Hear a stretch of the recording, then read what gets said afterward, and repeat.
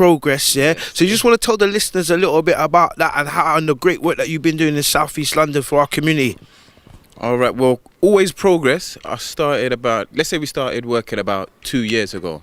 Just the simple fact that there was a lot of issues going on in the community with young people, the stabbings, and there was just bare conflict. And I found that the direction of a lot of people was just to say almost like, what's going on with these youngers and whatnot? They're this, and it's kind of a condemning way.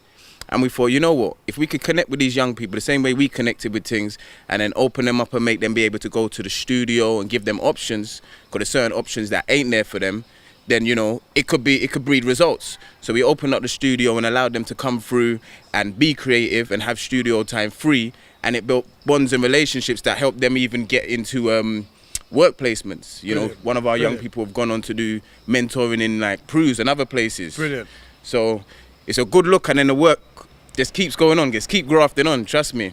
I know you're being very modest at the moment. You're being very modest, and you're playing down the vital role that you play in the community. You know, like I said, your work speaks volumes. You know, I've heard about the great work that Always Progress have been doing in the community long before I met you in person. So just tell the listeners a little bit about how the work you're doing actually benefits the young men and women that you touch on. Yeah. So what we did, when we finalised more or less the programme, is we're helping the young people focus on fundamental things that build them up. Brilliant. Being their well-being. Brilliant. You know, how to target set, how to apply themselves once they know themselves. Yeah. You know, so that's our ethos of how we go on moving forward.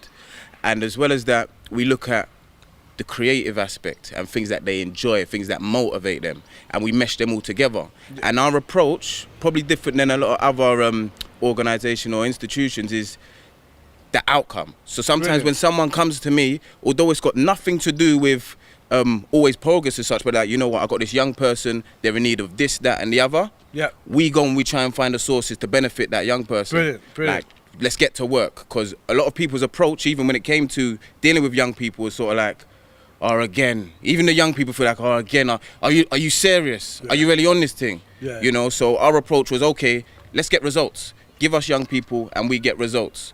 So that's what we've been doing in the community, and it's been working. Brilliant. And we've been applying for more funding to do it on a bigger scale, because it's worked so effectively with us not having anything. So the more we get, the more we can do. Brilliant. More impact. Brilliant. Now,